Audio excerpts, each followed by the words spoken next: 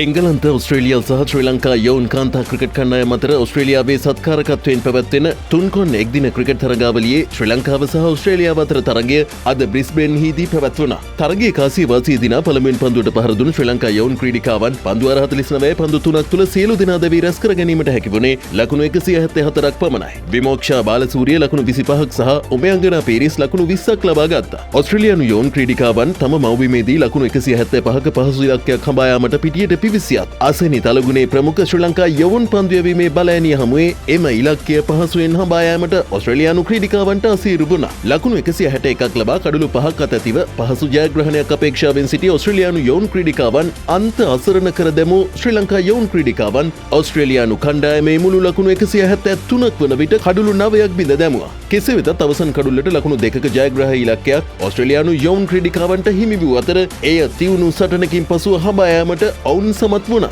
විශිෂ්ට පන්දු යැවීමක නිරත වූ අසෙනි තලගුණේ ලකුණු 42කට කඩලු 5ක් බිඳ දැමූ අතර නෙත්මි උපේක්ෂා කඩලු 3ක් දවා ගත්තා. ශ්‍රී ලංකා යවුන් ක්‍රීඩිකාවන් එක්වන මීළඟ තරගයේ එංගලන්ත යවුන් ක්‍රීඩිකාවන් සමගින් ලබන 12 වෙනිදා පැවැත්වීමට නියමිතයි.